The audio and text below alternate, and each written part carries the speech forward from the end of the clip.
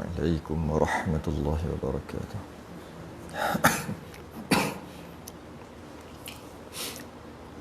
إن الحمد لله نحمده ونستعينه نستهديه ونستغفره ونعوذ بالله من شرور أنفسنا ومن سيئات أعمالنا. من يهده الله فلا مضل له ومن يضلله فلا هادي له. أشهد أن لا إله إلا الله وحده لا شريك له. أشهد أن سيدنا محمدا عبده ورسوله. اللهم صل وسلم وبارك على سيدنا محمد الفاتح لما أغلق والخاتم لما سبق ناصر الحق بالحق والهدي إلى صراطك المستقيم. صلى الله عليه وعلى آله وأصحابه حق قدره ومقداره العظيم. اللهم نور بالكتاب بصري وأطلق به لساني واشرح به صدري واستعن به جسدي بحولك وقوتك فإنه لا حول ولا قوة إلا بك. سبحانك لا علم لنا إلا ما علمتنا إنك أنت العليم الحكيم.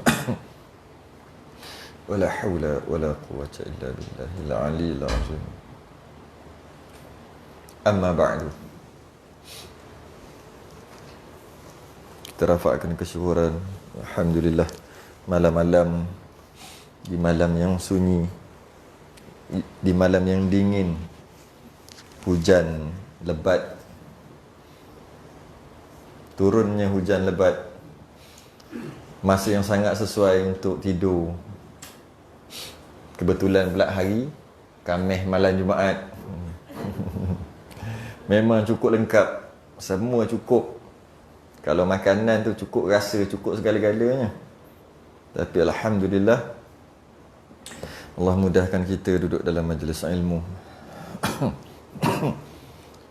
Yang mana duduk kita dalam majlis ilmu ni, mudah-mudahan Allah mudahkan jalan kita ke syurga. Baik, rasanya suara pun clear dan gambar pun dah clear dah. Kita kelabu sikit. Biasa dah kelabu sikit tu. Hujan. Kabus. Kat sini kalau cakap ni keluar asap lah. Jadi kita masuk, kita Kifayatul Muhtadi. Kita masuk pada muka surat 65, 9 daripada atas, ada pun ulat-ulat. Rumi 82 Rumi. Kita bahas berkaitan dengan sebelum ni. Kalau kita ingat balik apa yang kita bahas sebelum ni, dan setengah daripada segala najis. Okey, najis, kita bincang berkaitan dengan najis, dan kita bincang berkaitan dengan bangkai. Yang mana bangkai itu ada yang darah mengalir, ada yang darah tak mengalir. Kita bincang berkaitan dengan bulu, tulang, tanduk, apa hukumnya. Hukum bulu, tulang, tanduk binatang yang tidak disembelih. Kemudian kita bincang berkaitan dengan bangkai manusia dan bangkai jin, bangkai belalang, bangkai ikan. Kita last tu kita ada bincang juga berkaitan dengan bangkai buru-buruan. Maksud bangkai buruan tu, bangkai buruan maksudnya binatang mu'allamah, binatang yang biasa kita istilahkan anjing lah. Yang mana kita suruh dia tangkap binatang ataupun kita arahkan dia untuk menangkap binatang tu, binatang buruan, binatang liar. Buat datang anjing tu, buat datang kepada kita dalam keadaan dah mati dah. Ataupun nyawa-nyawa ikan, hayah masbuhah. Adakah boleh makan? Boleh makan, walaupun tak sembelih. Kerana gigitan dia tu sembelih, walaupun dia bukan gigit kat leher, dia gigit dekat kaki sekalipun. Sebenarnya bukan binatang mu'allamah ni, dia bukan sekadar anjing je. Cuma anjing yang biasanya menerima ajaran. Binatang lain tak terima ajar. Cuma kalau ada binatang yang boleh terima ajar pun boleh juga. Gajah ke, gajah dia tindih ke, beruang ke, kita guna sebagai mu'allamah, sebagai binatang buruan. Binatang buruan, ya. Bukan binatang tu yang diburu, dia pemburu. Kita kata dekat beruang tu, go, pergi sana, tangkap tu. Dia pun pergi, dia tangkap, dia tindih ke, terpenyek. Mana dia ambil, dia bawa batang kat kita, boleh makan, walaupun mati tanpa sembelih. Itu dia maksud tu, dan bangkai buru-buruan. Maksudnya binatang liar yang diburu oleh binatang lain. Helang ke, helang ambil, tangkap, dia naik tinggi-tinggi, dia lepas, jatuh. Mampu binatang apa-apalah, ayam boleh terbang. Apa-apa binatang kancil ke, rusa ke, katalah helang kita kuat, kita suruh dia pun pergi, dia cakar. Lepas dia cakar, dia angkat jatuh, betul? Akhirnya dia angkat bagi kat kita. Oh, hebat helang ni. Jadi kita boleh makan walaupun tanpa sembelih. Poin dia kat sini bukan anjing aja. Cuma anjing paling mudah sekali terima ajaran. Ada sekolah anjing. Kalau sekolah yang lain-lain tu agak susah, sukar sikit nak cari cikgu dia. Kalau boleh. Beruk ada. Tapi beruk dia reti muda dengan tua kan. Tua, muda tu dia reti. Dia nak suruh tangkap apa? Nak suruh tangkap kancil. Nak suruh tangkap ayam hutan. Memang tak lah. Jadi tak semestinya anjing lah. Itu dia maksud sini. Dan bangkai buru-buruan tu yang tidak sempat disembelihkan.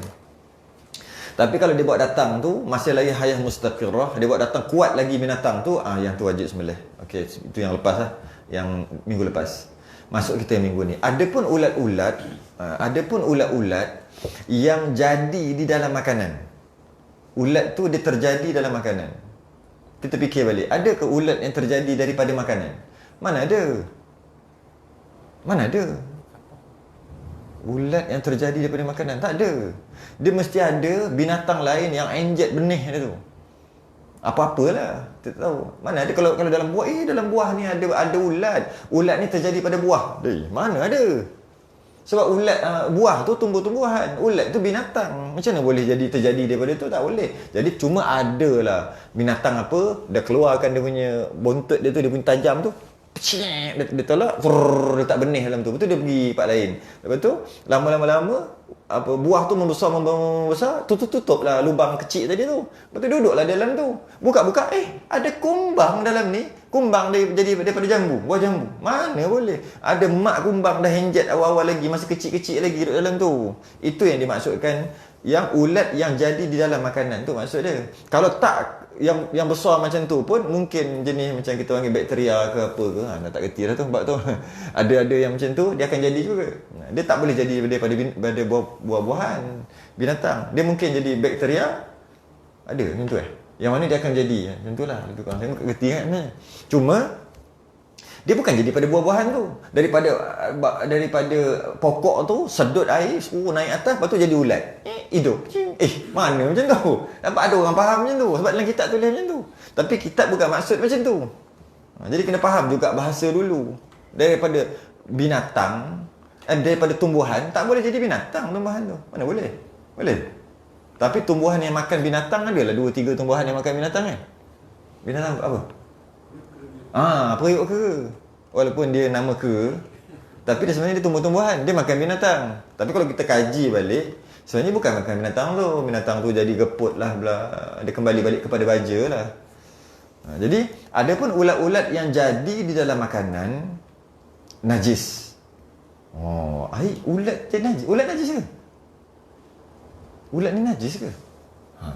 Tetapi harus dimakan. Maknanya najis yang dimaafkan untuk makan. Serta yang jadi di dalamnya. Apa-apa yang ada dalam tu lah sekali. Bekas-bekas bekas-bekas ulat tadi yang kata najis tadi. Tak habis lagi ni. Serta di dalamnya. Dan jika hidup sekalipun. Dan tiada wajib dibasuhkan daripadanya. Macam ni.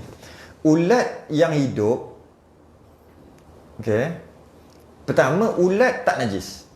Tapi kita baca ulat tu najis kat sini. Sebenarnya ulat tak najis. Kita tengok apa maksud dia sebenar. Ulat tak najis. Yang najis ni kita tahu keluar daripada kubur dan dubur anjing dan babi. Lepas tu bangkai, darah. Tu najis. Ulat tak najis. Beruk najis tak? Beruk tak najis. Bulu beruk tak najis. Bulu beruk yang tercabut, ni namanya bulu bangkai. Boleh kot. Sebab dah cabut, kita bagi bangkai lah. Tapi dia duduk dekat beruk, dia tak najis. Yang najis yang keluar dekat kubul dan dubul beruk tu. Sama juga ulat. Ulat tak najis. Kenapa pula ulat nak jadi najis? Kenapa dia kata macam ni? Kita tengok Ulat hidup ulat yang hidup dia tak najis. Sama ada dia terhasil daripada apa sekalipun, dia tak najis. Dia terhasil daripada buah-buahan ke, dia terhasil daripada cuka ke, dia tidak najis. Kerana dia masih hidup. Yang masih hidup najis hanyalah anjing dan babi sahaja. Selain daripada anjing dan babi, dia tak najis jika dia hidup. Jika dia mati, dia mungkin najis, dia mungkin tak najis, bergantung kepada sembelih tak sembelih dia. Jika sembelih dia tak najis. Jika tak sembelih, dia jadi najis, dengan masuk bangkai. Yang tak sembelih bangkai tadi pun ada istisna, dikecualikan ikan dan belalang. Dia jadi panjang macam tu. Yang disembelih tu jadi tak najis, kadang-kadang sembelih pun jadi najis. Jika binatang tu memang tak boleh makan, harimau disembelih tetap najis juga. Semua dah faham tu. Okey. Jadi maknanya anjing dan babi ni ketika hidup dia najis. Kalau nak dari segi binatang, anjing dan babi je yang hidup dia najis.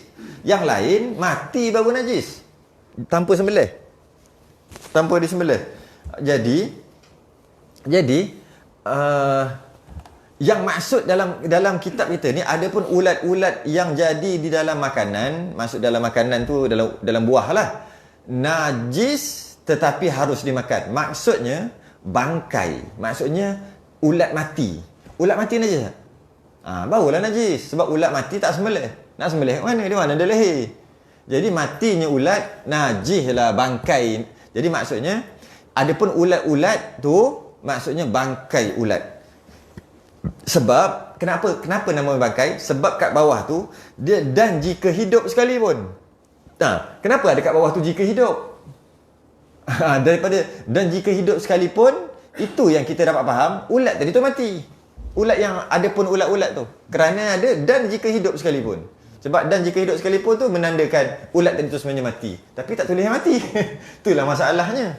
Kadang kita baca tak boleh faham. Tak boleh faham. Baca tak boleh faham. Kena jumpa tok guru juga. Dia dah tak boleh. Sebab dobit tu. Ada pun ulat-ulat yang jadi dalam makanan, maksudnya bangkai ulat najis. Memanglah. Kalau ulat tu hidup, mana najis? Okay? Tapi harus dimakan. Bangkai ulat tadi harus dimakan. Serta yang jadi dalamnya dengan sebab dia mati, dia mereput ke, dia jadi keluar apa-apa air perut ulat tu ke dan sebagainya, boleh sekali. Itu maksud, dan serta apa-apa yang dalam tu sekali dengan bangkai bangkai ulat tadi harus dengan maksud najis, tapi najis yang dimaafkan bagi makan. Dan jika hidup sekalipun dan tiada wajib dibasuh. Okey, kalau dia hidup, jadi sebelum tu, jadi termasuklah bubuk dalam beras. Ulat sagu. Ulat sagu bukan najis. Bukan najis, bukan boleh makan. Bukan najis. Sebab sekarang ni dia terjadi daripada tumbuh-tumbuhan ke ataupun buah ke? Tidak, dia duduk dalam apa? Maknanya dia bukan terjadi, bukan. Dia berbeza sangat dengan buah. Biasa buah jambu ada kan, orang ulat halus tu. Buah jambu, nangka, cempedak. Itu boleh makan sekali, no problem. Kalau nak makan, kalau lalu makan. Dengan syarat tadilah. Okey, jadi itu kalau hidup. Kalau mati pun boleh makan. Sebab bahasa kat kitab dia tulis yang dia terjadi daripada buah. Bahasa dulu, orang dulu cakap terjadi daripada buah. Silap-silap yang tu jadi daripada yang lain lagi. Ada binatang-binatang yang kat luar tu. Serangga-serangga yang kat luar yang inject masuk tu.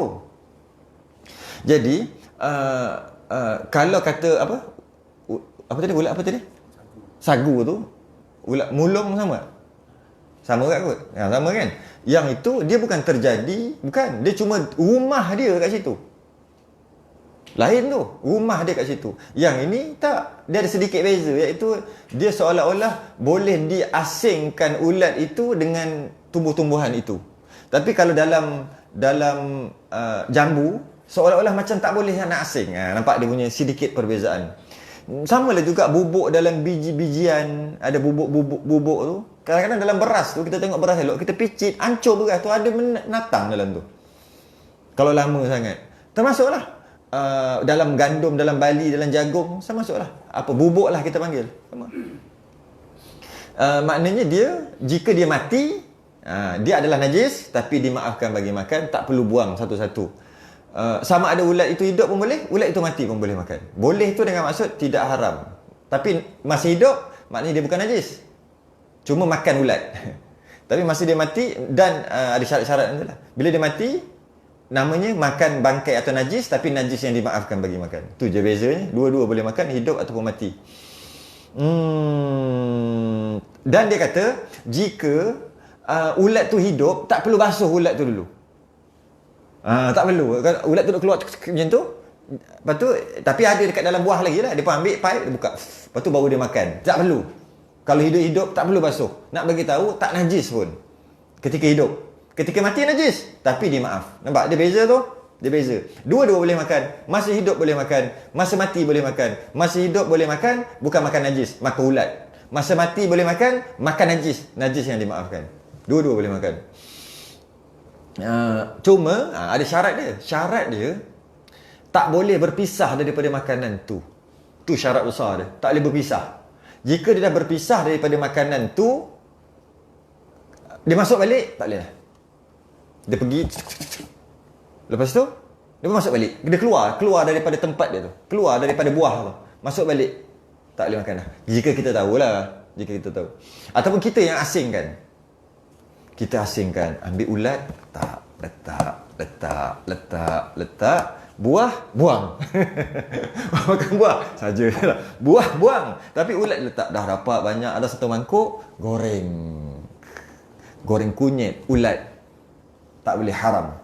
Tapi, kalau ambil buah, makan, banyak tu juga halal. Nampak dia punya kat mana? Dia punya kenapa boleh, tak boleh. Boleh, tak boleh dekat masyakoh. Susah. Kalau nak buah ulat satu-satu tu, nak kena carilah. Susah.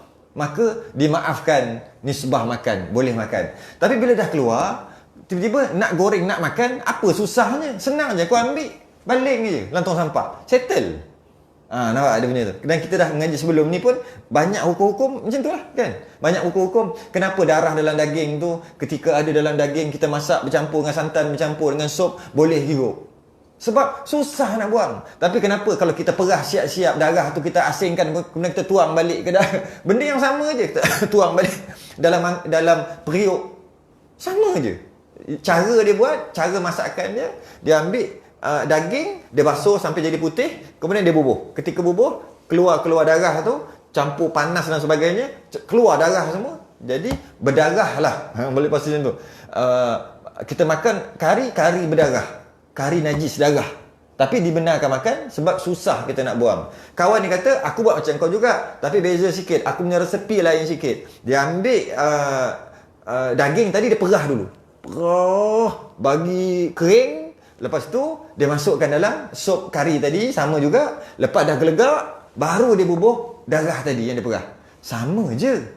Sama. Tapi yang ni haram. Sebab apa susah kau nak ambil darah tu, tuang dalam sinki. Apa susah? Senang je. Tak ada masyakoh. Haram. Walaupun sama-sama darah je. Sama banyak, sama kuantiti. Tu je masyakoh. Ini pun sama.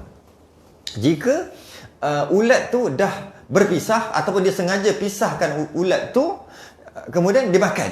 Sedangkan dia kata, dia tu makan sebiji dalam buah apple ke, buah jambu dia ke, kalau kira-kira agak-agak, ada 20 ulat dalam tu. Ulat halus-halus ada 20. Dia makan. Aku ambil 15 je. Buat keluar. Nak kira kau lagi teruk, tapi kau buat keluar. Haram makan. Buatlah goreng ke apa, haram. Tak boleh. Jadi maksudnya kat situ masyakoh tu yang jadi halal tu. Masyakoh, kepayahan, menyusahkan kita. Jadi jika ulat tu keluar dan masuk balik pun, jika kita tahu, tak boleh dah. Tak boleh. Idza daqal amru ittasa'a. Bila benda tu sempit, maka hukumnya diluaskan. Sempitlah nak keluarkan, payah kan ulat. Tapi wa idza ittasa'a daqa. Bila dah luas, sempitkan balik. Jangan terus luas.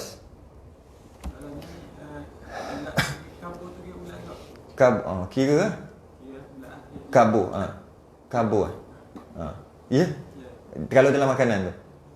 Habis kalau apa ni? Rasa macam lebih berperisa. Telan aja lah, boleh. Dengan syarat duduk dalam tu. Jadi makna nak masuk dalam buah, mak dia kena inject awal-awal kan, penih tu. Mana boleh masa dia keras, masa dah besar. Kalau kata buah-buahan dah tu dah keras, tak boleh masuk. Memang tak boleh masuk, keras. Dia punya jarum kat punggung dia tu tak boleh. Tak boleh inject. Patah. Dia kena masa dia umur keluar buah kecil-kecil tu, masa tu dia injek dah siap-siap. Sebab tu kita kena spray racun ataupun kena sebab takut dia injek daripada tu. Sebab tu daripada kecil. Kalau dah besar nampak cantik banyak kali, tambah buah macam satu lagi buah yang bau queenie. Oh, yang itu mantap. Belah-belah ada. Geram kadang-kadang. Beli punya lah luar cantik, bau menggigil bau dia. Queenie, macang, lagi apa satu lagi?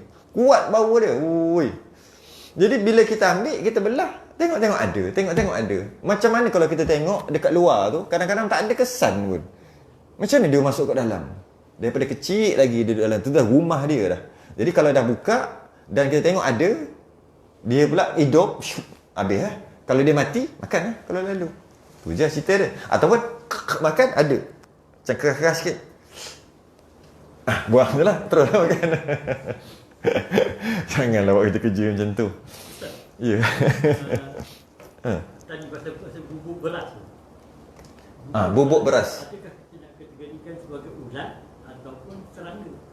Dia sebenarnya serangga. Dia serangga.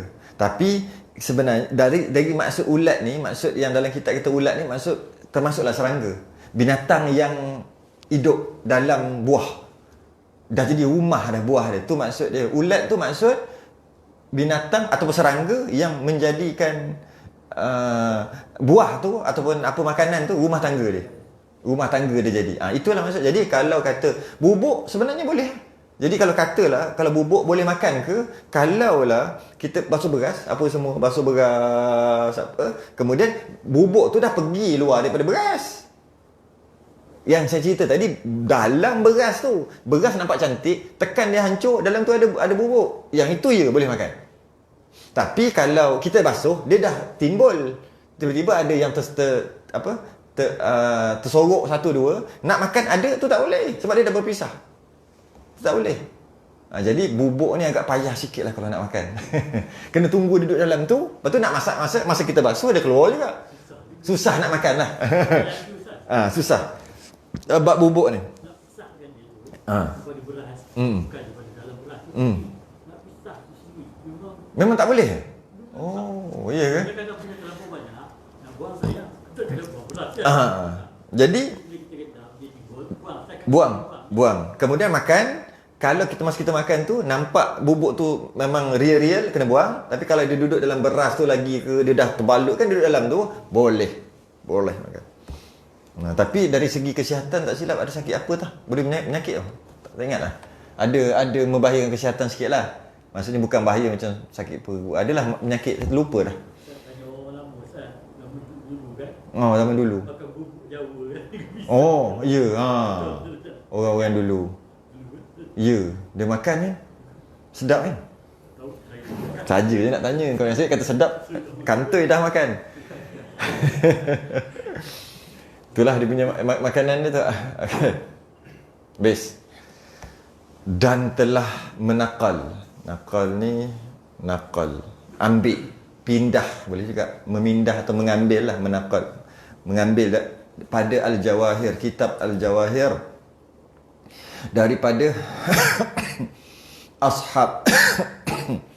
Ashab ni bila sebut dalam kitab mazhab Syafi'i, ashab ni maksudnya ulama bermazhab Syafi'i. Sebab kita cerita ashab mana? Jadi bila ashab kitab Syafi'i, maksudnya ulama-ulama yang bermazhab Syafi'i.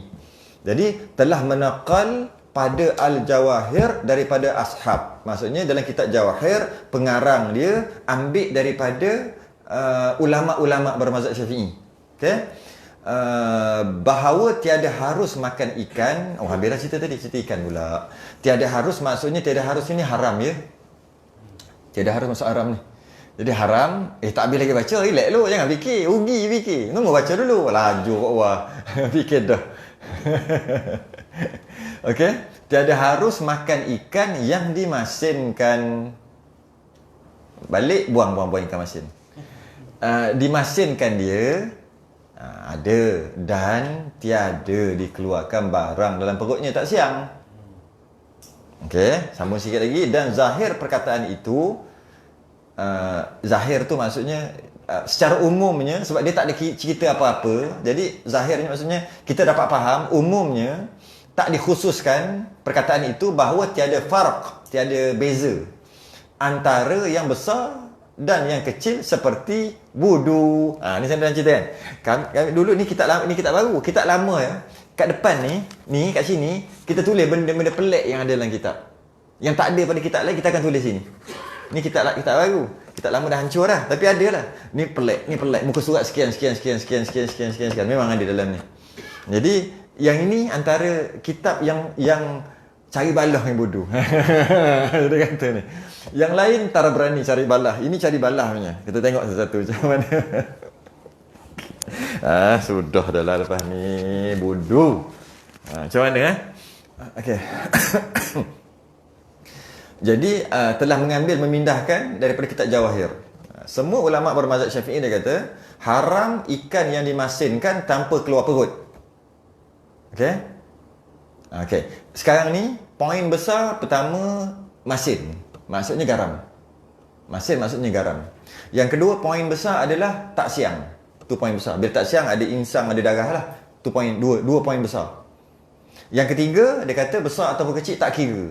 Tu tak kira besar ke kecil. Maksudnya ikan bilis ke, ikan apa ke, tak dia kata zahir perkataan itu dalam kitab Jawahir tak cerita pun kecil boleh, besar tak ada cerita pun. Jadi kita ambil secara umum tak boleh lah kecil besar pun. Okey. Lepas tu dia kata wudu tu nanti dulu. Yang cari balah tu lah sikit.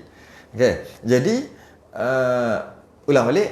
Jadi dalam kitab Jawahir berkata pengarang dia ambil daripada ashab ulama bermazhab Syafi'i haram makan ikan masin tanpa siang. Tu moden tu. Ikan masin tanpa siang kerana dia punya kerana dia tak bagi tahu je. Kerana apa? Tak bagi tahu. Tapi kerana najis tadi, darah tadi ataupun najis-najis semua tadi yang tak siang tadi meresap masuk ke isi ikan. Itu dia punya illah. Sebab tu haram. Meresap masuk. Pada mazhab Syafi'i, tahi dan darah dalam perut binatang ni adalah najis. Mana-mana binatang pun, termasuklah ikan. Walaupun ikan tu boleh makan, tak sembelih sekalipun, tapi dalam tu darah dia, insang dia yang itulah, barang-barang dalam najis dia semua kekal najis juga. Tu pada mazhab Syafi'i. Jadi dalam perut binatang tu, dalam perut ikan tu dia ada darah, ada najis, menyebabkan dia akan meresap ke isinya. Okey, apabila dimasinkan, bila diletak garam. Jadi bahasa moden lah senang faham. Garam adalah ejen memindahkan najis. Masuk laju sikit kalau cerita bahasa ni kau. Garam adalah ejen. Garam adalah ejen untuk memindahkan najis tu. Memindahkan najis tu garam. Kita pernah cerita sebelum ni asap ataupun udara dulu. Adakah udara tu ejen memindahkan najis? Udara macam ni. Angin lah. Kalau tak udara pun angin. Tidak, kan? Kita dah bincang sebelum ni babi. Wah, atas sikit. Kepala. Tengok. Tak nampak kepala. Atas. Sini dah habis.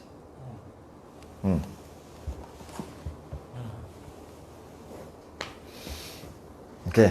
Jadi asap, kita dah bincang sebelum ni, asap dia menjadi ejen untuk memindahkan najis. Tapi udara ataupun angin tidak menjadi ejen. Kita dah bincang babi panggang ada kat sebelah, air ada kat sebelah. Ingat kita bincang sebelum tu kan? Sebelum ni kan? Jadi semalaman duduk sebelah-sebelah, esoknya air tu bau babi. Bau lah, mana boleh rasa bau babi. Sedang kadang-kadang tak bersentuh pun, air tu kekal mutlak. Sebab udara ataupun angin bukan menjadi ejen untuk memindahkan najis. Tapi berbeza dengan asap. Tai lembu bakar, dia ada asap, kena dekat baju bau tai lembu, dia pindah. Sebab asap ejen memindahkan najis. Macam tu juga garam. Garam menjadi ejen untuk memindahkan najis. Pada mazhab Syafi'i macam tu dia fahamnya. Kerana tu perkataan Masin tu penting. Tu masin tu. Ikan yang dimasinkan. Maksudnya garam tu. Masin garam lah. Tu penting tu. Jadi kalau tak masin kan mafhum mukhalafah. Senang kan? Kalau tak maksudnya biar je. Nanti berulat pula kan. Maksudnya tak berulat lah. Jangan cerita ulat tu. Biar je ikan tanpa disiang. Lepas tu bila nak makan setelah berbulan-bulan, buat macam mana pun, buang darah insang dekat apa ke, goreng boleh. Tapi cuma boleh tahan ke, buat dalam teh ais. Macam tu lah, buatlah contoh macam mana pun. Insang ni kena basuh sungguh-sungguh kalau nak makan. Bukan tak boleh makan insang, tak boleh makan darah. Kat insang tu ada darah. Jadi kalau kita basuh insang tu dia keluar darah. Basuh keluar darah. Jadi bila darah tu dah tak ada, habis dah lendir-lendir ketul-ketul darah tak ada kat insang, tak guna dah makan insang. Rasa apa benda kan. Yang sedap tu yang darah tu. Kalau kata sedap lah. Jadi insang bukan tak boleh makan, boleh. Yang tak boleh darah tu. Darah kan najis. Jadi jika ikan tadi tu digaram, maka dia akan meresap masuk ke dalam isi. Sebab kita ambil contohnya, sebab asalnya garam tu kena darah. Okey. Kemudian bila garam kena darah, jadi darah bergaram. Garam berdarah. Kemudian garam tu masin. Tiba-tiba masin ada dalam isi. Soalan mantik bodoh-bodoh ni. Ada tak darah dalam isi? Boleh tangkap? Ulang balik. Darah ada dalam tu. Ada dalam insang, ada dalam tu. Dalam tu tak siam. Kemudian bubuh garam. Bila bubuh garam terkena darah. Menyebabkan garam berdarah ataupun darah bergaram. Tak kisahlah. Okey. Kita tahu isi ikan tawar. Tiba-tiba isi ikan masin. Dengan maksud ada garam. Soalannya, ada tak najis tadi, darah tadi dalam isi? Ada lah. Asal pula tak ada. Sebab darah tu dah bergaram. Itu dia punya agent. Tapi kalaulah dia tak buat macam tu, dengan maksud tak ada buah garam, macam mana darah tu nak masuk ke dalam? Meresap. Secara sekali lalu lah. Janganlah pergi buat kajian apa semua. Sekali lalu je kita. Maka darah tak masuklah ke dalam isi. Dia busuk-busuk lah kat tepi tu. Tak masuk dalam isi. Maka boleh makan. Sebab tu kita bubuh, tak siang lagi dalam peti ais pun boleh makan walaupun sebulan, 2 bulan, 3 bulan pun. Janji jangan bubuh garam. Ais tak apa. Sebab ais bukan ejen memindahkan najis atau memindahkan unsur-unsur darah tadi. Jadi, kembalilah kepada orang yang selalu duk tanya, sembelih ayam, kan? Dua isu besar. Sembelih ayam, putus 2 urat, belum sempat mati, baling dalam mesin dia yang masuk air panas tu. Apa nama? Mesin tu lah. Ada yang dia ambil, dia baling dalam tu. Lepas tu keluar masuk air panas, dia togel. Kan? Isu yang pertama, dia mati sebab panas, sebab kena panas ke lemas ke, ataupun dia mati sebab sembelih. Tu isu yang pertama. Isu yang kedua, bila air tu dia tak tukar. Air tu duduk berdarah tu. Air entah air satu tu, saya tak kerti. Ada satu tong tu. Dia buah dalam tu. Air tu. Jadi tu berdarah. Air tu pula panas, menggelegak. Jadi dia bubuh ayam, bergelegak. Dan darah memang banyak, beribu, berpuluh ratus ekor ayam dah. Jadi mestilah panas tu, darah tu masuk dalam isi. Dua isu lah. Dua isu. Isu yang pertama, dia mati sebab sembelih ke sebab kena tindih? Sebab sembelih ke sebab lemas? Ataupun sebab sakit kena cabut bulu? Dalam keadaan dah putus 2 urat, sembelih dulu, tu balik kan? Jadi bila sembelih, putus 2 urat, dia mati sebab apa tu tidak dipersoalkan. Maksudnya, boleh makan dah. Tidak dipersoalkan dia mati kerana apa. Sebab dah sembelih kan? Sembelih, settle. Jadi ada orang kata kan, dia mati sebab kena tindih, dia mati sebab lemas, bukan mati sebab sembelih. Loh, syarat untuk makan binatang sembelih putus 2 urat marih dengan halkum. Urat bukan syarat dia mati. Kalau hidup-hidup pun nak makan lah. Dia ketuk tak mati-mati. Kan macam itik serati ke. Allah lah. Panjang nyawa. Duduk, dia minum, keruk jatuh. Perut jatuh. Tunggu. Berjanggut tunggu. Apa pula? Potong, perut goreng. Dia biar. Biar. Tengah-tengah. Buat contoh melampau lah sikit. Lepas tu letak cereng. Peha dia. Kepala dia gerak lagi ni. Makan peha lepas goreng tu. Boleh. Kalau nak. Sebenarnya potong. Pak macam tu dia mampu dah. Dah mati dah. Yang duk tunggu tu kenapa? Takut nanti ambil pisau. Ketuk. Oh mati kerana diketuk. Bukan mati kerana sembelih. Oh tunggu lah 3 hari 4 hari. Ada yang panjang umur dia. Boleh makan. Walaupun dia mati kerana apa sekalipun. Kita sembelih, lagi jatuh gaung, masuk longkang, mati kerana jatuh longkang. Oh, lembu seekor. Benar kan? Oh, kalau tak nak makan ayam tu tak boleh makan juga. Oh, lembu tu bagi kami. Kita buat kenduri. Ada kadang-kadang time korban kan. Sembelih kan. 2 orang pijak tu bayang kan. 10 orang mati lembu tu sebab kena pijak setelah dia potong. Hukum makruh, hukum haram, kesian dia, tak ada adab, tu cerita lain. Dia tak nak bincang pasal tu. Kita nak bincang pasal sah tak sembelih? Sah walaupun mati kerana kena pijak. Mati kerana kena ketuk. Dengan syarat putus 2 dengan benda yang tajam, kecuali selain daripada tulang, kuku dan sebagainya, dan orang yang sembelih tu orang Islam. Bukan baca bismillah. Bismillah sunat. Jadi isu yang pertama selesai. Mati kerana lemas pun tak ada hal. Cuma dari segi sedap tak sedap, memang tak sedap. Sebab darah dia tak boleh keluar. Dia adalah dia punya tu. Sepatutnya bila tu dia bagi dia menggelupur dulu supaya darah dia habis keluar. Baru sedap. Darah dia habis keluar dekat urat-urat. Ni tidak. Belum sempat darah dia keluar, pum mati. Kita ketuk dia atau dia mati belum sempat jantung dia belum pam habis darah, dah mati. Jadi adalah darah tu dalam urat dia menyebabkan jadi tak sedap dan sebagainya lah. Lebam-lebam tu kan, tak sedap. Dari sedap tak sedap, itu cerita lain. Ceritanya boleh makan ke? Boleh makan, sah sembelih. Habis isu yang pertama. Isu yang kedua, bila air panas tu, darah banyak ni, semua mutan najis ni, tak masuk ke dalam isi. Tidak. Kerana panas bukan ejen untuk masuk. Panas. Ejen untuk menyebarkan, memindahkan najis. Bukan. Jadi cuma sedap ke tak sedap? Tak sedap. Sama juga. Sebab dia panaskan dengan darah lah, kita kata dengan najis terberak atau apa semua. Lepas tu, dia panas guruk-guruk tu. Dan tak yang kita duk makan macam tu kot. Rasa macam geli. Datang keluar cantik macam mana kat kilang ni? Mana tahu. Ke dia ambil seekor sembelih, tunggu jap. Berapa order hari ni? 1,800 ekor. Tunggu mati. Lepas tu ambil seluk-seluk, ambil cabut bulu. Macam tu agak-agak. Mana? Tak tengok apa urat tu. Macam tu. Kan nak tunggu dia menggelupur dulu. Kita nak makan yang tu kan. Sebab tu lain kalau makan ayam kampung yang kejar sendiri. Dengan yang beli yang injek 40 hari jadi besar. Lepas tu pula lain. Tanya. Kuasa ikan dan ikan jeruk, ikan berasam, tak dimakan. Tak habis lagi. Lag lu.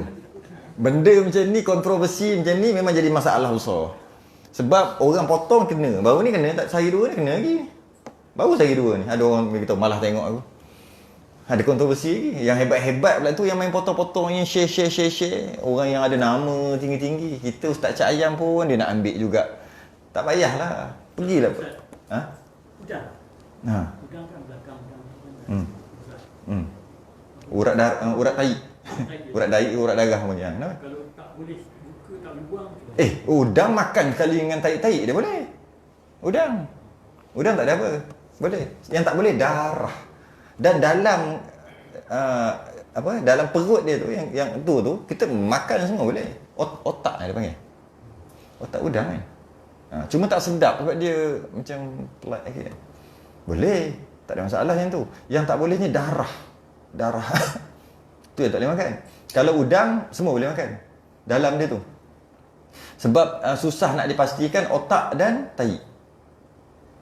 Kalau dapat pasti sejelas-jelasnya, kena buang. Nak pastikan macam mana.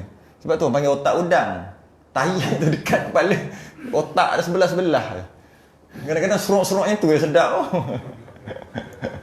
Mantap rasa. Memang kau sedut tahi. Tapi dari segi lupa tak apa menyebabkan lemah ingatan, memanglah badan tu cerita lain lah. Tapi memang halalan je lah. Tayyiban tu tak ada lah. Sekadar halal aja. Macam mana kita berhenti kat mana tadi? Oh, jadi walaupun panas menggelegak, tetap juga walaupun dipanaskan dengan najis tai ayam dengan darah, tetap juga dia kepanasan itu bukan menjadi ejen untuk menyerap masuk. Walaupun kita logik-logik tu macam ya kan, tapi tidak. Jadi dari segi bagus makan tak bagus lah. Cuma dari segi boleh ke? Boleh. Masih lagi halal. Cuma makruh sebab tadilah. Makruh lah. Kena najis sengaja lah tu. Makruh. Tapi makruh-makruh pun kita duk makan yang tu lah. Okey, macam sama macam bakar. Okey, bakar ataupun goreng ikan yang belum dibuang perut. Kenapa dia buat macam tu? Buatlah masalah. Fiqh kena buat masalah. Jika jawab. Jika maka. Apa? Dia pergi dekat masuk hutan, tak ada pisau, buatlah. Tiba-tiba nak siang macam dia payah siang, dia panggang macam tu aja. Dia goreng ataupun dia panggang lah, dia bakar macam tu aja tanpa siang. Okey. Nak katakan adakah kepanasan dia menjadi ejen untuk menyerap menjadi najis tu resap? Tidak juga. Jadi boleh dengan syarat. Ketika nak makan, buang tahi. Ketika makan buang tahi dia tu, makan isi saja. Boleh. Walaupun dia goreng ataupun dia bakar tanpa buang isi perut dia. Tapi kalau buah garam, best. Sebab tu penting perkataan dimasinkan tu. Besar dimasinkan tu. Dimasinkan tu boleh buat kitab tu. Boleh buat satu kitab, satu jilid. Cerita pasal masin, ikan masin, semua yang masin-masin tu. Besar tu. Jadi tak ada masalah. Cuma masa nak makan kena buang lah itu, tak boleh makan yang itu. Nak bagi tahu panas bukan menjadi ejen untuk menyebabkan resapan najis dekat daripada perut masuk ke dalam isi. Tidak. Walaupun ada rasa-rasa sikit. Tidak. Ya. Okey. Cuma ada mazhab Hanafi ni. Mazhab Hanafi semua haram. Mazhab Hanafi keras dalam masalah ni. Haram makan sama ada letak garam, letak air panas, goreng, bakar tanpa buang isi perut dia. Mazhab Hanafi semua. Tak kira garam ke, goreng ke apa, tak kira. Mazhab Syafi'i hanya Syafi'i je, hanya garam je yang memindahkan najis tu. Tak boleh makan lah isi dia tu. Selain daripada tu boleh. Mazhab Hanafi semua tak boleh. Dan disebut kat sini je. Tak apa. Rempah dia marinate kan, rempah tak apa. Tak apa tu dengan maksud tidak menyebabkan berlakunya resapan darah tadi. Habis tu rasa rempah. Ya, rasa rempah saja. Darah tak rasa. Macam tu. Tapi tak logik kalau buat rempah tapi tak buat garam. Kat situ cerita lain. Itu cerita lain. Ceritanya manalah tu? Tak. Macam tu lah. Tak boleh juga. Tak, kalau sebelum bakar buah garam, bila buah garam dia bakar. Bila bakar, kat dalam tu ada najis, tak boleh. Maksudnya sebelum bakar, buang najis, kemudian buah garam. Pelik sungguh. Macam tu lah. Masa marinate, masa dia perak, tak buang perut.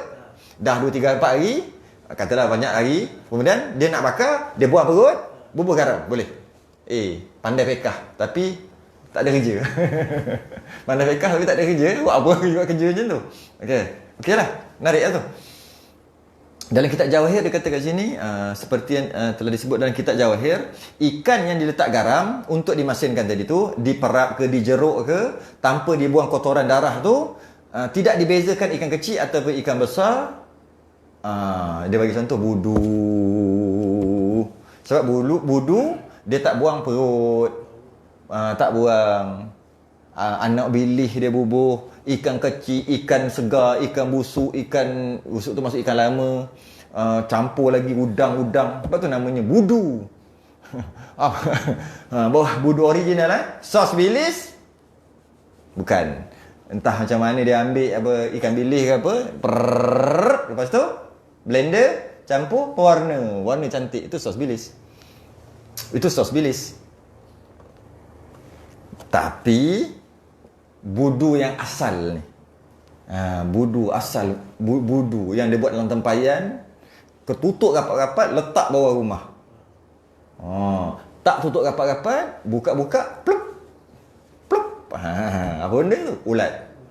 Budu asal tu. Tapi memang power. Saya pernah makan 2-3 kali. Kuat cakap lu. Mantap. Tapi yang buat elok-elok dia buat warna dia macam bukan warna oranye apa, warna merah ni bukan. Warna macam kelabu macam kelabu. Okey. Cerita sekarang ni. Ya juga. Jadi kalau ikut kitab Jawahir, maknanya tak boleh makan budu, tak boleh makan ikan bilis tu dia ni tak, ikan bilis dia buah garam tak? Buah sikit tak? Buah banyak.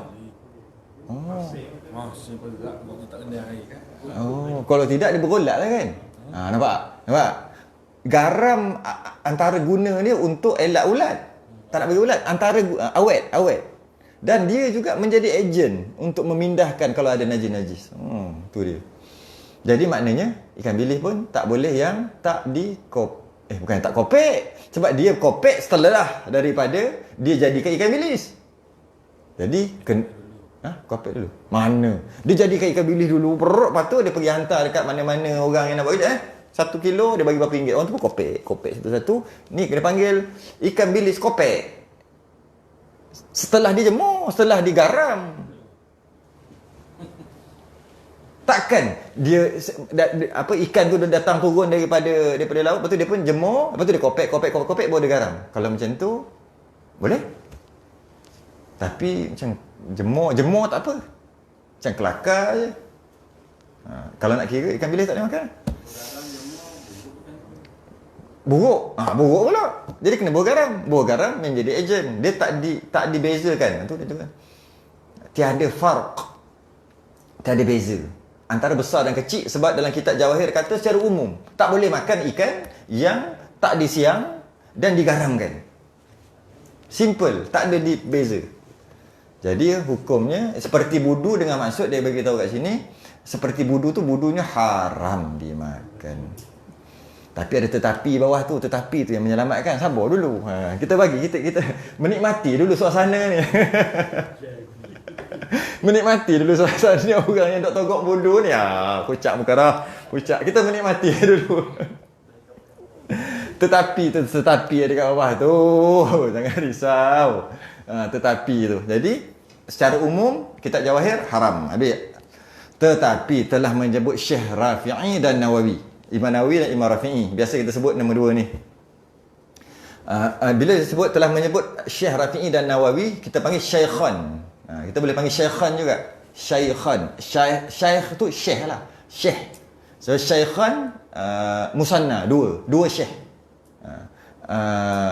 Syuyukh bersyekh-syekh. Kalau Syekh seorang. Jadi bila sebut Syaikhan, cerita pasal hadis, Syaikhan, Bukhari Muslim. Imam Bukhari dengan Imam Muslim. Kalau cerita pasal sirah ataupun cerita pasal sirah lah. Sirah ni macam para sahabat ni sirah, cerita-cerita sirah, bila sebut Syaikhan siapa? Sayyidina Abu Bakar dengan Sayyidina Umar Al-Khattab. Kalau Syaikhan cerita pasal akidah, kita dah tahulah dua, Abul Hasan Al-Asy'ari dengan Abu Mansur Maturidi. Kalau Syaikhan dalam tasawuf, dalam kitab tasawuf dia sebut Syaikhan. Jangan kata Imam Nawawi pula. Siapa? Dua.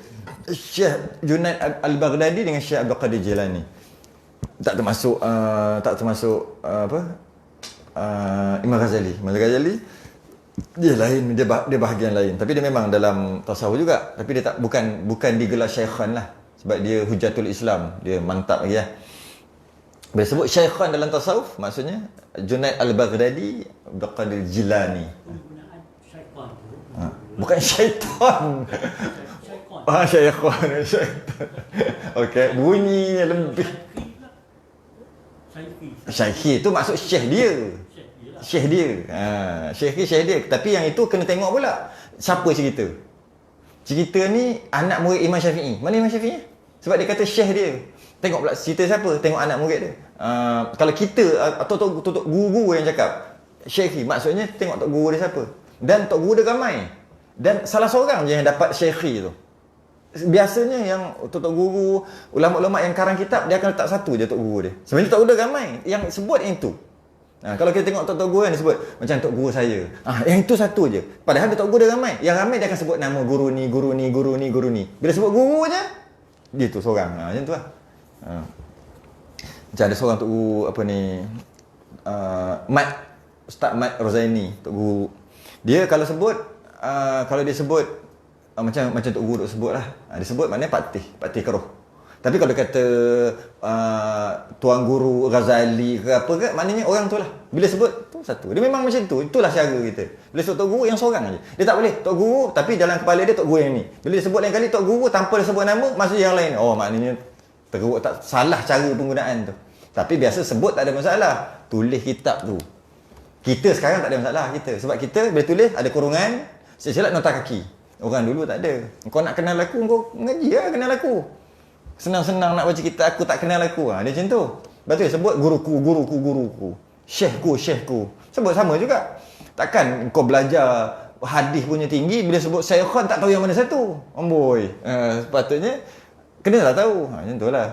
Tapi dalam masalah mazhab Syafi'i, bila sebut kitab mazhab Syafi'i, kitab fiqh, bila sebut Syaikhan, dua ni, Syekh Rafi'i, Syekh Nawawi, Imam Rafi'i, Imam Nawawi radhiyallahu anhum ajma'in. Jadi dua-dua ni sama pendapat. Dia ni sama, telah menyebut Syekh Rafi'i dan Nawawi bergabung. Sedangkan kita tahu, kadang-kadang Imam Rafi'i mesti lain, Imam Nawawi lain. Ada je dua orang ni lain. Sama juga Ibn Hajar dengan Syekh Ramli. Tapi yang ni berpakat. Telah menyebut tetapi telah menyebut Syekh Rafi'i dan Nawawi, dua syekhan kita dalam mazhab Syafi'i ni, akan harus makan ikan kecil serta barang yang ada pada perutnya kerana sukar mengeluarkan dia. Cantik. Budu jangan buang balik.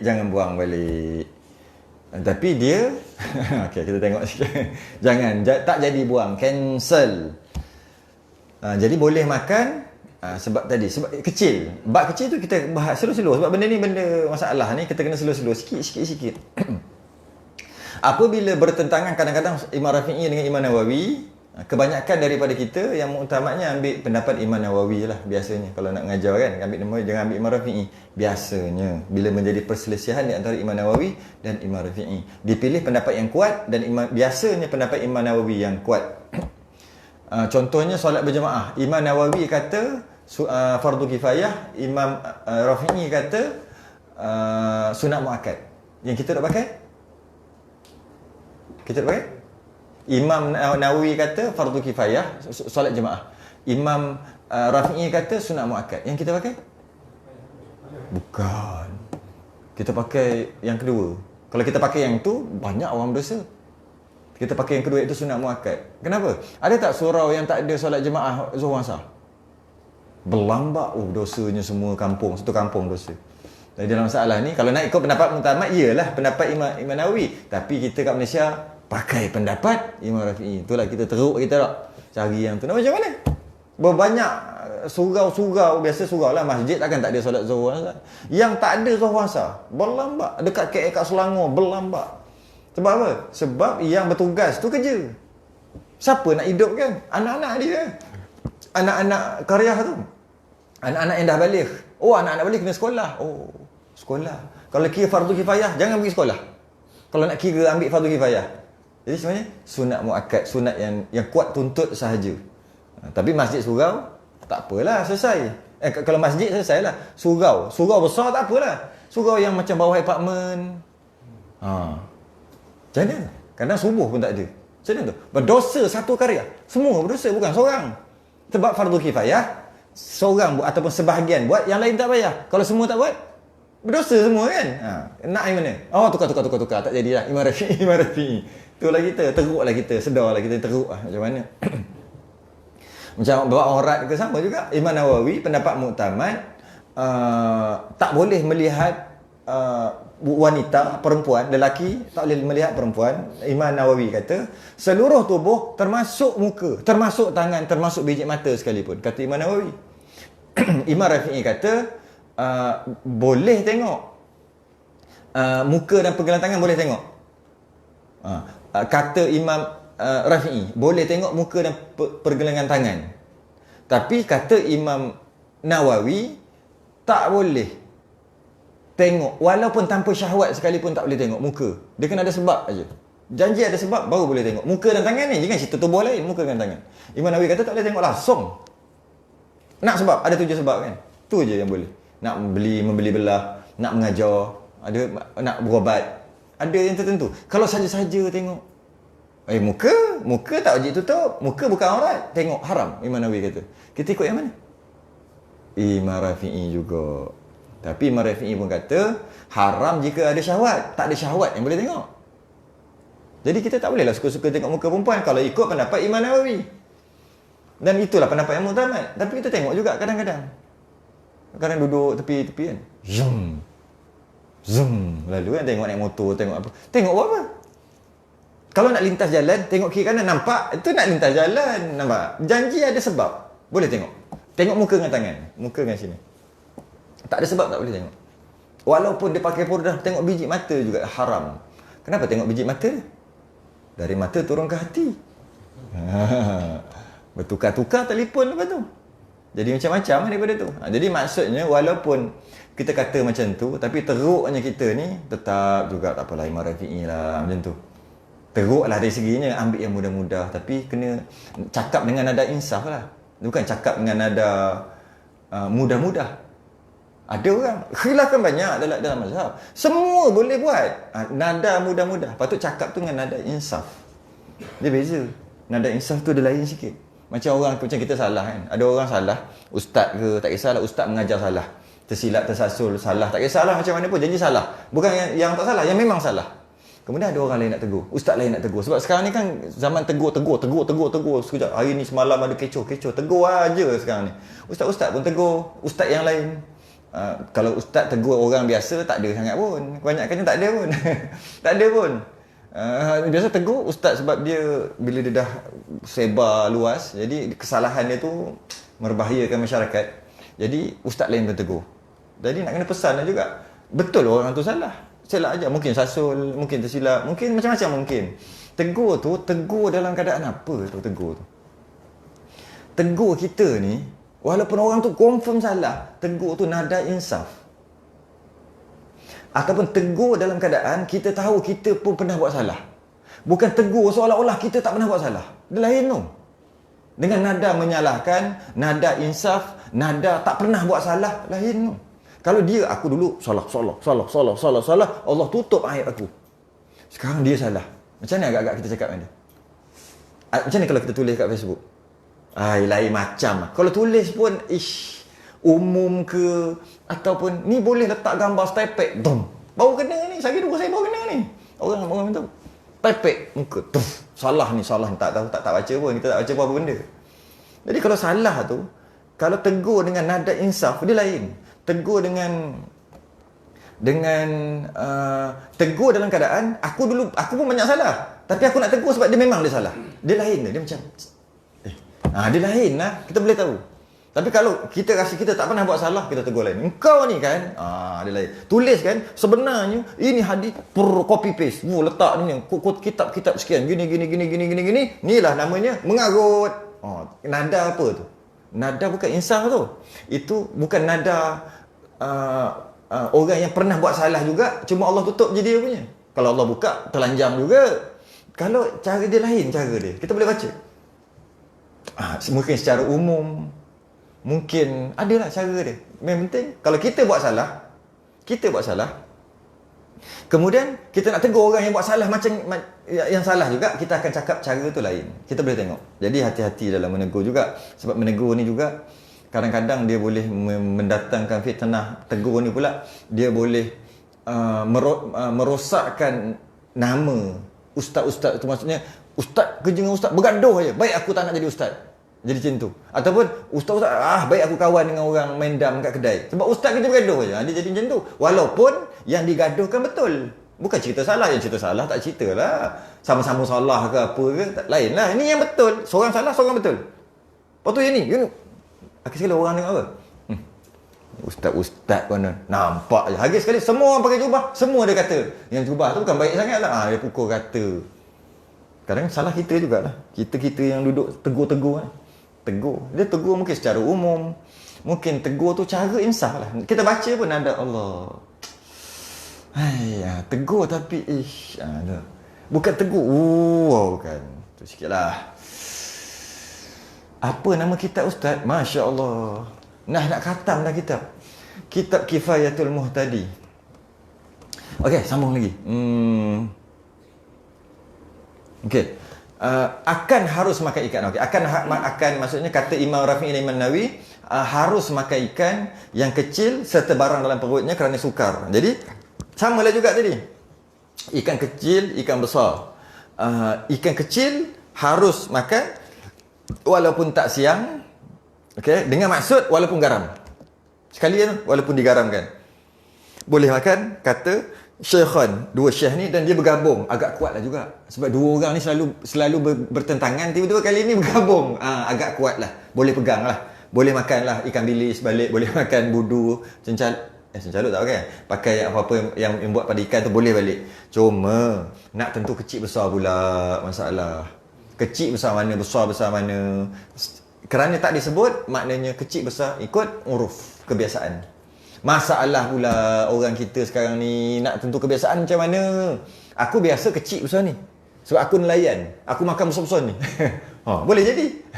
Aku kan orang miskin. Makan besar tu selayang. Ikan selayang yang kecil tu. Ikan selayang kuning. Selayang lah. Ikan selah kuning. Yang kecil tu, itu besar dah bagi aku.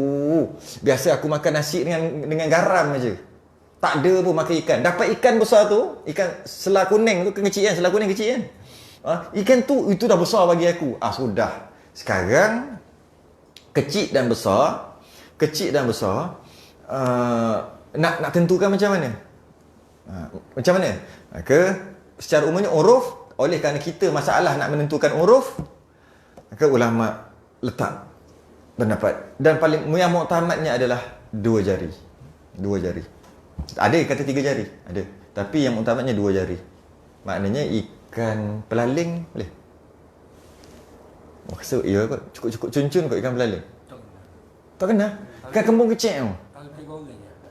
Tahu ikan goreng ah. Jeng. Geranggos saja. Ikan selah kuning besar. Ikan puyuh. Ikan selayang. Itulah. Tapi kalau ikan ni ikan belanak. Belanak. Boleh. Maknanya tak payah siang pun tak apa. Tu nak cerita. Ni cerita tujuan kita nak tahu. Ni nak bagi tahu tak payah siang pun tak apa. Ataupun nak garam pun tak ada masalah. Tu yang orang buat ikan kering tu apa? Yang ada sisik keruk-keruk tu. Gelama kan? Besar ni kan? Lama kena Kena besar-besar. Itulah. Kena pandai-pandai lah cari yang kecil-kecil. Yang tu. Kan? Kena pandai cari yang kecil-kecil lah. Jadi jika 2 jari ke bawah, itu maksud kecil tu, 2 jari ke bawah, maka dikira kecil. Tak buang perut pun tak apa, garam ke apa pun tak ada masalah, boleh makan. Kata Syaikhan.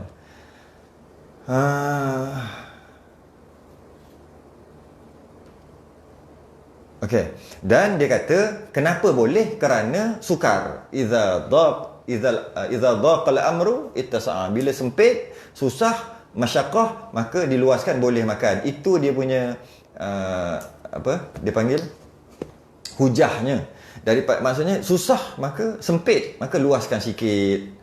Kerana kepayahan tu. Jadi boleh kita kata sebenarnya najis juga, tapi najis yang dimaafkan nisbah makan. Itulah, boleh kata macam tu lah. Najis juga. Jadi bermakna sama macam tadi, jika kita ambil ikan bilis tadi, kita kopek dia, kita ambil tahi dia je yang warna hitam, letak tepi. Kemudian kita ambil ikan kering tadi, kita goreng, kita buat sambal nasi lemak. Yang tahi tadi kita goreng, buat sambal kicap. Tak boleh makan. Sama lah, tak boleh makan. Walaupun kalau kita tak asingkan, telan boleh. Bila asingkan tak boleh. Sebab mana masyarakahnya? Kalau itu memang masyarakah nak kena buka satu-satu. Yang ni mana masyarakah? Kau jentik je pun dah boleh hilang lah. Kenapa kau nak makan? Tak boleh. Jadi sebab dia buang. Samalah macam tadi. Okey, dan kata Bujairimi, kena habis kat sini ni. Bujairimi lah. Dan kata Bujairimi, Imam Bujairimi, dan jikalau yang asahnya najis. Tu yang asah. Dia sahih dengan sahih asah. Sahih dengan sahih dia asah. Maksudnya bukan sahih dengan dhaif, bukan. Bukan. Maksudnya dua-dua sahih. Jadi maksudnya yang tadi ikan kecil tadi yang sahihnya adalah boleh makan. Kan? Yang tak siang tadi. Tapi yang sahih juga haram makan. Dua-dua sahih. Jadi bila sahih dengan sahih jadi asah. Dengan maksud yang asahnya tak boleh makan juga. Tapi nak makan boleh ke? Sahih. Bukan dhaif. Kalau dhaif pun kita bantai. Ini kan yang sahih. Cuma hukum fiqh memang macam tu. Dua-dua sama berat. Mesti kena pilih satu yang ni. Maka kata Imam Bujairimi boleh makan, haram makan juga. Dalam keadaan dua-dua kata ni kuat, dua-dua kuat, dua-dua sahih. Cuma Imam Bujairimi kata yang asalnya najis. Tapi kita boleh ke? Boleh. Sebab dia bukan macam dhaif dengan apa? Sahih dengan dhaif, tidak. Yang itu memang di antara kuat dengan lemah. Tu pun kita ambil pendapat lemah. Ini kan pula kuat dengan kuat dah. Bantai ajalah. Cuma yang terbaik, kadang kalau kita tengok mungkin ada orang yang jaga sungguh-sungguh dia tak makan. Ada. Nak beli nasi lemak, saya tak nak ikan bilis. Tak nak ikan bilis. Tapi kuah tu sambal. Ikan bilis juga. Bantai ajalah. Takkan kita nak tu kan. Sebab tengok dalam tu ada ikan bilis sama. Dia kata ikan bilis yang sama. Cuma yang ni goreng. Yang tu bubuh dalam sambal siap-siap. Sebab ada yang sambal saja tak bubuh ikan bilis. Tapi dia bubuh. Dia kata dan dia blender lagi. Sebab nak bagi rasa ikan bilis dalam tu. Dan dia letaklah 2, 3, 4 ekor bagi nampak dalam sambal dia. Yang ni untuk goreng punya. Jadi orang tak nak. Yang tu bantai juga. Sepatutnya tak nak. Yang ni sekali dengan sambal-sambal lah tak nak. Itu tak nak nasi lemak pula. Tapi orang nak jaga ni kadang kelakar lah. Tapi bantai je lah. Okey. Jadi samalah diperap, dimasin tanpa buang kotoran. Tak dimaafkan kata Bujairimi, dimaafkan kata Syekhan. Dimaafkan. Jadi yang kita makan kailan ikan masin tu besar mana agak-agak. Dia pakai ikan talam. Dia bukan ikan masin tau. Sebenarnya dia ikan jeruk. Ikan jeruk. Sebab ikan masin buat tak sedap. Dah try dah. Buat kat rumah, cuba ambil ikan masin, potong, goreng kailan, tak jadi macam yang dekat kedai. Maknanya dia bukan pakai ikan masin, dia pakai ikan jeruk. Soalannya, tak ada masalah kalau 2 jari. Kalau dia pakai besar, ikan besar? Basuh cuci dulu. Awak sangka baik tu. Mas tasawuf tinggi, nampak lagi ni. Sangka baik tu. Mungkin dia basuh dulu. Tapi kalau tak silap, dia ada dia punya minyak tu. Minyak dia tu yang mantap. Dia jual dalam botol. Dia potong kecil. Pakai besar ni dia potong. Yang kata jeruk tadi tu. So saya tengok yang jeruk dia ada minyak sekali. Ikan tinggiri kan? Tinggiri ada besar ni. Jadi macam mana pejam mata, bismillah. Puak je lah. Tu lah nak cerita je.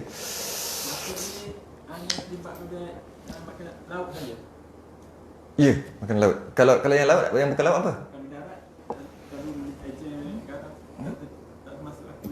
Tak termasuk. Maksudnya macam mana?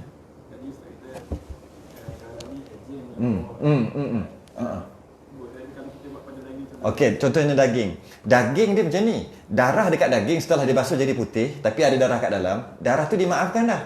Sebab kita dah basuh, susah untuk kita basuh kat dalam. Bila bawa garam apa semua settle, tak ada masalah. Sedangkan yang kita bincang berkaitan dengan ikan tadi yang tidak diproses. Beza sikit kat situ. Daging dah diproses. Dia tak, maknanya tak boleh lah potong daging dengan darah-darah bubuh garam. Tak boleh lah. Tapi kita basuh dulu. Sebab tak boleh tu sebab bukan sebab garam. Kalau potong-potong dengan berdarah-darah, goreng tak bergaram pun tak boleh. Bukan sebab tu. Maksudnya telah diproses, kemudian susah juga nak habis darah dia. Maka darah tu dimaafkan, sama ada kita masak jenis kari, jenis sup, jenis kutuk ke, jenis kurma ke, tak kisah, ataupun jenis perak jenis garam. Masakan itu nama. Masakan jenis garaman. Tak kisah jenis apa sekalipun, jenis bakar, jenis garam, jenis manis kan, jenis marinate, semua tak apa, tak ada masalah. Sebab awal-awal lagi darah tu dah dimaafkan, sebab kita payah untuk kita buat. Berbeza dengan ikan tadi. Ikan kita awal-awal lagi tak proses.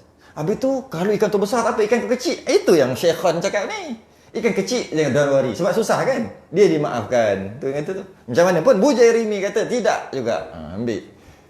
Tu bahasanya tu. Jadi nampak yang dia punya yang jadi boleh makan tak boleh tu kesusahan tu, masyaqqah tu. Susah nak buat tu yang jadi boleh tak boleh tu.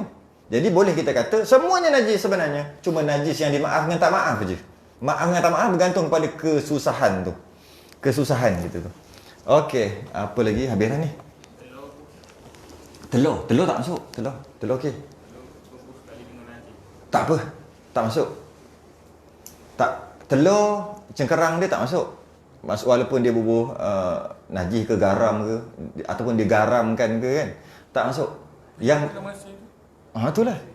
Telur masin. Telur masin. Ya. Telur masin dia bubuh najis kat luar. Macam tu. Kalau dia tak basuh telur masin ejen garam ejen sama. Kalau telur masin yang diperang, ya tak ya juga. Biasa dia bukan buah garam, dia buah air je.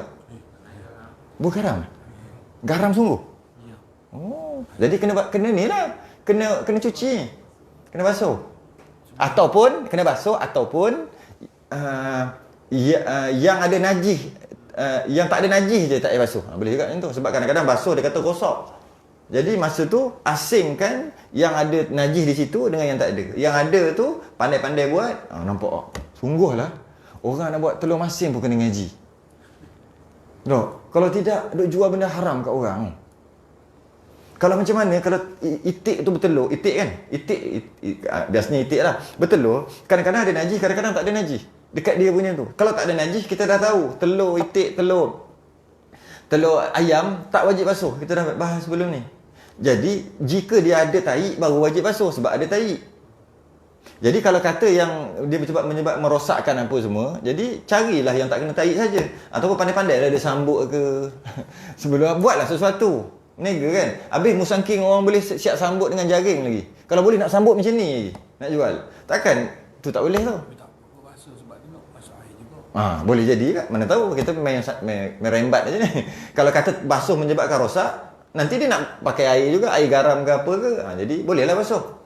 Cuma kalau katalah dia punya resepi dia nak bagi mujarab dia tak basuh. Hanya ambil yang tak ada tahi je. Yang ada dia ambil berus, buang-buang pelan-pelan, ambil satu sudu, setengah sudu, lalukan air.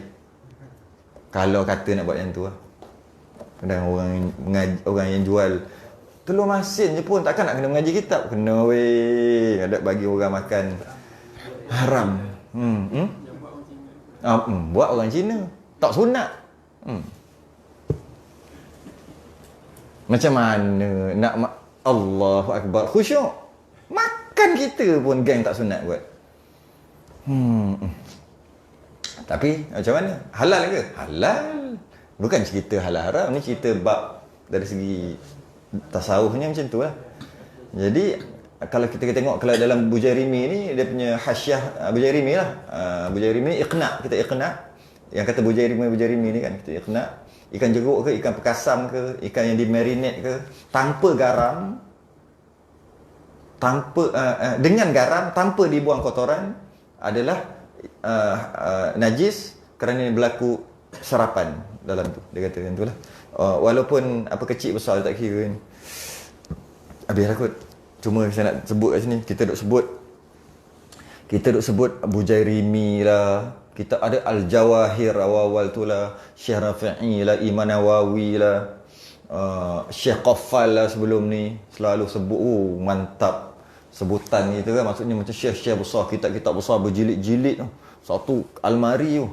Kalau tengok kitab dia pun dah letih dah nak, baru tengok baca tajuk dia pun nak susun kitab tu kan, ada tulisan kat bawah tu kan, tulisan nak bagi tu, bila susun dia akan jadi boleh baca dia punya tajuk kitab tu. Nak susun tu cari yang mana pun dah letih dah. Tapi kita dapat baca, dapat sebut nama Imam Bujairimi, kitab Imam Jawahir, Syekh Rafi'i, Imam Nawawi, Qaffal, banyak lagi yang disebut dalam kitab Sabilal pun, banyak lagi kitab-kitab Jawi ni yang mana telah dinakalkan oleh musannif, pengarang, untuk memudahkan kita beramal. Dengan kita mempelajari kitab-kitab Turath dan mengambil mafhum tu, sebenarnya kita ambil maksud tu, sebenarnya kita dah belajar kitab-kitab Arab. Itulah guna dia orang ni. Kita dah belajar kitab-kitab Arab, dan kita boleh, malah orang yang boleh baca Arab sekalipun, kita boleh kata dia, kenapa kitab Iqna kan ada. Padahal kita mengaji kitab Kifayah je. Bujairimi tu Iqna. Dalam kitab Iqna kata bukan bodoh lah. Maksudnya ikan yang kecil pun tak boleh tau. Cuba kau cek kitab Iqna, kau pandai Arab. Nampak? Dia pun tak sempat nak cek kitab Arab. Kita pula, nampak? Sebenarnya kita bukan hebat kita. Kita ada backup besar. Iaitu para ulama' tutup guru kita yang 100-200 tahun yang tulis kitab ni. Sebab tu orang yang mengaji kitab Turath, dia betul-betul sungguh. Kitab Turath, dia kadang-kadang dia lebih banyak tahu masalah daripada orang yang boleh baca kitab Arab sekalipun. Sebab bila dia boleh baca kitab Arab, maknanya dia kena dia kena mujahadah yang tinggi, dia kena rajin baca. Agak-agak baca tak? Dok kitab tu berjilid-jilid tu. Lepas dah baca kitab ni, sebut macam ni. Kalau kitab Majmu' sebut macam ni, kitab Imam Nawawi, kitab-kitab yang lain sebut lain pula macam mana? Dah kena nak mengaji. Yang mana qaul yang pertama, yang kedua, apabila bertentangan macam mana. Akhir sekali kita cuma belajar bahasa Arab, kita faham dan kita cuma tahu susunan dan sebagainya, tapi masalah tak ada. Maksudnya untuk masyarakat, untuk dia hidup seharian tak ada. Tapi dari segi ilmiah ilmu banyak ilmiah memang ilmiah sungguh. Tapi apa untuk dia bagi kepada masyarakat orang biasa, orang awam lah. Kalau dia bagi kepada anak-anak murid dia, yang mana anak muridnya dia target nak jadi mufti, memang gunalah benda tu. Untuk orang-orang yang biasa ni, apa manfaat? Rasanya tak ada. Tak ada. Jadi sebab itulah, betul kemahiran dalam bahasa Arab dia ada kelebihan. Untuk dia matang dalam menakalkan hukum, jadi apa-apa dia boleh rujuk kitab Arab. Memang betul. Tapi dengan bersungguh-sungguh belajar bahasa Arab untuk baca kitab Arab, kita kena tengok diri kita sendiri. Umur dah berapa? Tengok sendiri. Umur 40. Baru nak belajar bahasa Arab. Kerana nak menakal hukum-hukum dalam kitab Arab. Macam manfaat untuk apa ni? Nak jadi mufti ke? Tak sempat dah kot. Nak buat apa? Baru nak tak guna sebenarnya. Lebih baik dia khatamkan kitab-kitab Turath dan dia banyakkan masalah ni untuk masyarakat. Itu lagi baik. Tak betul lah, kalau orang sedap, kalau orang boleh rujuk kitab Arab ni sedap. Cerita ada masalah je cari. Ada masalah cari. Soalan, kalau tak ada masalah dia cari tak? Tak cari. Sedangkan kitab Jawi ni kita belajar tak jadi masalah macam-macam tadi. Semua tak jadi tu. Semua kita nak. Jadi nampak tak? Untuk kita hidup masyarakat, bermasyarakat, untuk manfaat masyarakat, senang cerita, pahala untuk mengalir tu, kalau kita Arab payah sikit. Kecuali daripada awal dia mula. Sebab nak baca tu, cakap memang ya. Cuba tanya, orang yang pandai-pandai bahasa Arab, mantap tu, berapa kali dia baca kitab Minhajut Talibin Imam Nawawi? Ada kitab kat rumah je. Berapa kali dia boleh baca Minhajut Talibin? Alah, tak payahlah. Ya Ana. Tak sampai nak baca weh. Tapi tak kerti baca, pandai. Tapi bila masalah boleh nakal, betul. Tapi berapa kali dia baca? Sebab nak baca kitab yang Anas pun kena guru. Mana boleh membaca macam tu? Baca tu pening. Kena guru juga. Jadi untuk orang yang nak pandai bahasa Arab apa semua daripada kecil ni. Yang mana target budak ni jadi mufti. Target budak ni jadi orang tu. Jadi qadi. Kalau dah kita ni buang masa. Sebab kita nak hidup tak lama dah. Berapa tahun lagi? Umur 60 Nabi kata, 60-70. Kena ambil yang 70, kena ambil yang 60. Ambil yang minimum lah. Itu pun tah ya ke tidak. Cuma Nabi sebut 60-70. Ada berapa tahun lagi? Agak-agak untuk kita faham, untuk diri kita tak apalah. Untuk masyarakat apa kita boleh bagi? Yang berapa tahun yang tinggal ni? Untuk masyarakat, untuk anak, untuk siapa-siapa lah masyarakat. Berapa tahun lagi ada? Sempat ke? Ke untuk diri kita je? Untuk masyarakat kita. Kita hidup bermasyarakat. Jadi, itulah. Kadang-kadang nampak macam tu. Cuma, nak khatam tu, kitab Fathul Mu'in ke, I'anah ke, Fathul Qarib ke, Allah. Sedangkan, kita mengaji kitab ni, kita boleh sebut Bujairimi yang kata dalam kitab Bujairimi. Bujairimi mana? Imam Bujairimi. Dalam hasyiah dia, hasyiah Syekh Bujairimi ala Iqna', dia kata, nampak boleh cakap. Sedangkan tak kerti baca bahasa Arab tu. Yang penting, mafhum tu, maksud tu dah dapat. Tu kadang-kadang orang lebih kepada tu. Dia sibuk duk menakal-nakal kitab-kitab Arab. Betul, bila jadi masalah. Tapi dia sendiri tak banyak masalah. Tak banyak masalah yang dia dapat untuk diselesaikan masalah masyarakat. Jadi macam ni, macam mana? Macam ni, macam mana? Tak ada. Jadi macam ni, kejap. Aku tahu bahasa Arab. Buat keluar. Betul, cantik lah tu. Tapi kalau benda-benda yang simple-simple ni, payah lah. Benda yang kecil-kecil lah. 2 marhalah, berapa kilometer? 3 marhalah, sunat ke? Dia benda-benda macam tu, masalahnya tu lebih baik bagi kita orang awam ni untuk perhalusi daripada yang kono-kono yang besar-besar yang macam tu lah. Kadang-kadang tak ada sangatlah manfaat tu. Cuma orang pandai bahasa Arab kena ada lah. Memang kena ada. Bagi kat mufti-mufti, bagi kat orang besar-besar. Allah, betul sangat. Betul aja. Lepas ni aku yang kena ni semua ni. Dah hentikan makanlah budu ikan masin. Oh boy, janganlah berhenti. Relax lu, boleh makan. Nampak orang cepat tak apalah. Eloklah tak makan. Benda-benda marinate ni kan tak elok. Marinate pula apa? Perak ni, bukan perak, apa dia panggil benda yang apa dia panggil tu? Lupa dah. Kan tak elok makan. Dan setengah daripada barang yang najis anjing dan babi. Dan anak keduanya. Dan salah satu daripada keduanya dengan binatang yang suci, dan jika dengan manusia sekalipun. Lepas ni best. Apa dia? Macam mana kalau babi kahwin dengan anjing, babi kahwin dengan orang, okey, dengan manusia, dengan orang, lepas tu keluar anak orang. Adakah nama dia mughallazah? Kalau dia boleh bercakap, boleh jadikan dia imam ataupun tidak? Dia boleh masuk masjid ke tak? Babi tapi muka orang. Ni akan bahas. Dalam ni tak ada. Dalam kitab Sabilul Muhtadin ada. Saya dah nakal sikit dah. Kita akan bahas hari Ahad. Stesen dia dekat mana tadi? Dan setengah daripada barang yang najis anjing dan babi. Hari Ahad bukan Sabtu, sebab hari Sabtu ada siapa? Ustaz Abdul Aziz. Bab muamalat. Bab muamalat. Kitab Matlaq yang Badrai. Jadi saya punya lompat hari Ahad. Macam mana? Tak apa, kita no problem. Okey, tu je lah. Wallahu a'lam. Kita sudahi dengan tasbih kafarah. Assalamualaikum